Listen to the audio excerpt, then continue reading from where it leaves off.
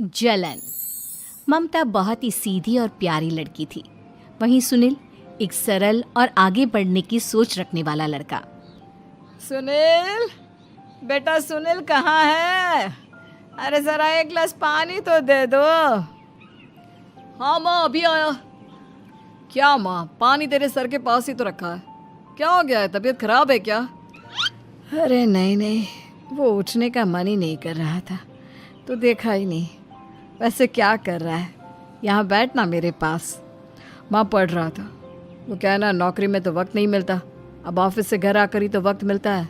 अच्छा अच्छा ठीक है, पढ़ ले जा बेटा। सुनील पढ़ लिख कर और आगे बढ़ना चाहता था, लेकिन माँ की तबीयत खराब देखकर सोचता है कि शादी ही कर ले।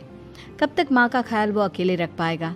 तो एक दिन, माँ ये ममता है, मैंने इससे शादी कर ली है। तुम्हारी तबीयत भी ठीक नहीं रहती, तो मैंने सोचा शादी कर लेता हूँ। घर संभालने वाली और तुम्हें संभालने वाली कोई आ जाएगी तो अच्छा रहेगा। माँ अचानक से सामने बहू देखकर हैरान रह जाती है। बेटा ये क्या बात होती है? न बैंड, न बाजा, न दहेज, न शगुन, ऐसे कैसे बहू आ गई? माँ तू तो जानती है, मैं नौकरी के साथ पढ़ाई कर रहा हूँ, तो कहाँ से इतना पैसा बचा पाता कि धूमधाम से शादी करता। वैसे भी माँ, लोग तो आकर खाकर निकल जाएंगे, इसलिए बस वैसे ही। माँ जी, मैं आपका ख्याल रखूंगी। वैसे भी ये आगे की पढ़ाई कर रहे हैं, अच्छा कुछ कर गए तो सबके दिन फिर से अच्छे आ जाएंगे। सास को ममता की बात ठीक तो लगती है, लेकिन मन में कहीं ना कहीं लगता है कि कहीं बहू बेटे को लेकर फुर्र ना हो जाए और फिर तो वो रह जाएगी अकेली। बेटा देख, मेरा जो कुछ भी है वो सुनील ही है, और सुनील का भी अब इस दुनिया में मैं ही हूँ और कोई नहीं। क्या सुनील? बिल्कुल माँ, लेकिन आज से ममता भी मेरे जीवन का अहम हिस्सा है, जैसे तू है। सास को बड़ा बुरा लगता है कि उसकी सल्तनत में कोई और हिस्सेदार कैसे हो सकता है। कैसे कोई और उसके 30 साल के बेटे की जिंदगी में अचानक से आकर बराबर का हिस्सेदार बन सकता है। देख बहू, मैं भले थोड़ा बीमार रहती हूँ, लेकिन इसका मतलब यह नहीं कि घर की चीज़ों में मेरा कंट्रोल खत्म हो गया है। मैं आज भी इस घर की रानी हूँ, समझी? बेटा सोचता है कि ये माँ को अचानक से क्या हो गया। कल तक जो माँ कहती थी कि जिंदगी का कोई भरोसा नहीं, वो अचानक से जंग के मैदान की झांसी की रानी कैसे बन गई? माँ क्या हो गया है? सब ठीक है ना? अचानक कैसी बात कर रही हो? ममता का आज पहला दिन है, स्वागत करो उसका। आसपास की आंटियों को बुलाओ, नई दुल्हन की मुंह दिखाए करवाओ। खैर, सास होने का फर्ज निभाती है और बाद में एक सहेली के साथ बाहर निकल जाती है। क्यों री बताया नहीं कि बेटे का ब्याह कर रही हो? वैसे तो सारा दिन हम ही में घुसी रहती हो। अरे मुझे भी तो अभी पता चला, यूं अचानक सर पर लेकर आ गया। कहता है बहू है माँ तुम्हारी, अब इसको भी इतना ही मैं प्यार करता हूँ जितना तुझे करता हूँ। लो जी, ये क्या बात हो गई? क्यों इतना प्यार करता है? अरे माँ का प्यार तो ज्यादा होता है। अब उसको तो कोई दूसरा पति मिल सकता है, लेकिन तुम ही बताओ, क्या माँ की ममता किसी और की हो सकती है? ना जी ना, बेटे को समझाओ ये बात। अरे क्या समझाऊं, मुझे तो खुद ही समझ में नहीं आ रहा कि क्या हो रहा है। जो बेटा कल तक माँ माँ करता था, अचानक से बीवी बीवी का राग आलाप रहा है। देखा, उसकी बीवी ना सुंदर और जवान है। सुंदरता के आगे तो एक से एक नहीं टिके, तो तेरा बेटा किस खेत की मूली है? सास को भी समझ में आ जाता है कि बहू की सुंदरता के आगे माँ का प्यार किसी काम का नहीं। उधर बीवी, ए जी, अम्मा जी सहेलियों को छोड़ने गई थी, अभी तक आई नहीं, हम देख आए क्या? अरे रहने दो ना, आ जाएंगी। कहाँ जाएगी, उनकी आदत है, एक बार जाती है तो पूरी पंचायत खत्म करके ही आती है। अच्छा ही है, खाना वाना खा कर गई होगी। छोड़ो ना, घूमेगी तो खाना पचेगा, नहीं तो ऐसे ही खाट पकड़ लेगी। बहू भी शांत हो जाती है। उधर सास सोचती है कि आज थोड़ा देर से ही घर जाती हूँ, जब बेटा परेशान होकर ढूंढेगा तब मजा आएगा। बीवी को खुद ही पता चल जाएगा कि माँ के आगे उसकी दाल नहीं गलेगी। लेकिन वहीं दूसरी ओर घर पर, ए जी, माँ जी अभी भी नहीं आई, हमको तो घबराहट हो रही है कि क्या करें, जाकर पता करें किसी के घर। अच्छा, कहाँ जाओगी ये भी बता दो। पहला दिन है तुम्हारा इस घर में और एक ही दिन में मोहल्ला छानोगी क्या? हाँ, तो आप भी तो नहीं जा रहे हैं ना, हमको फिक्र हो रही है।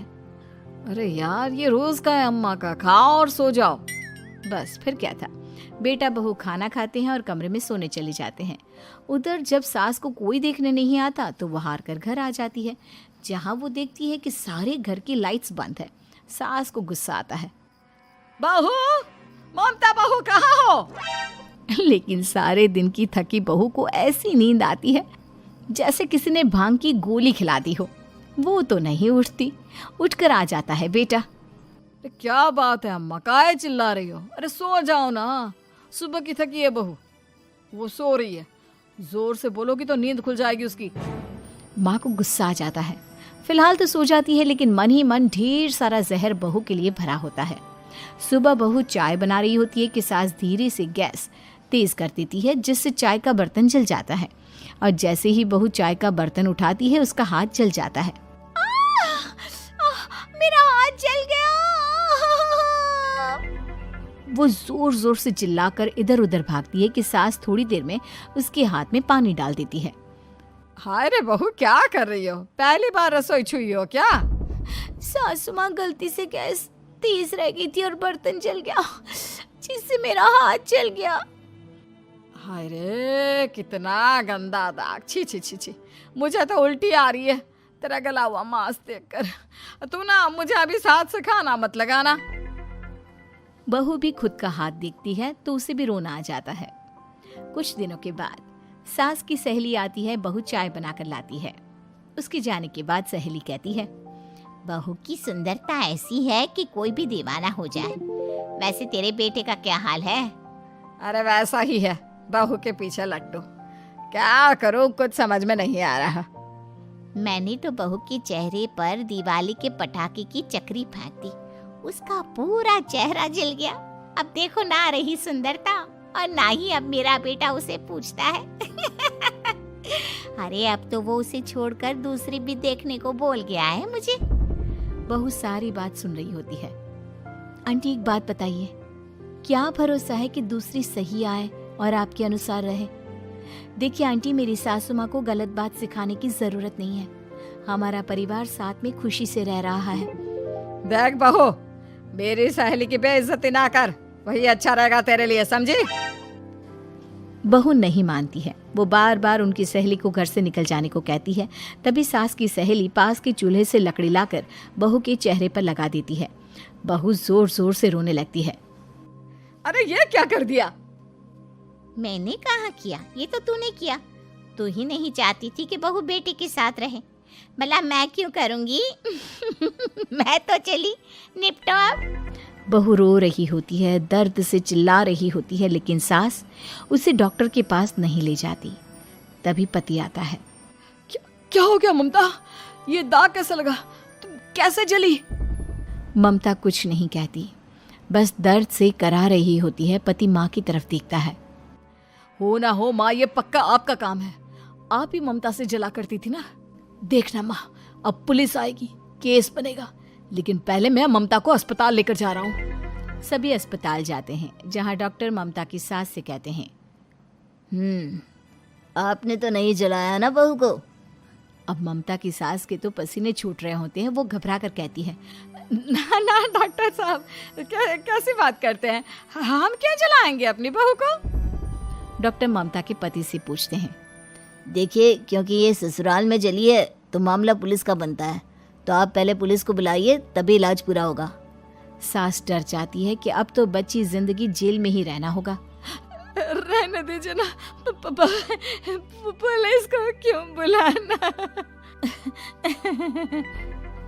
सारी हंसी खत्म हो जाएगी जब पुलिस के डंडे पड़ेंगे।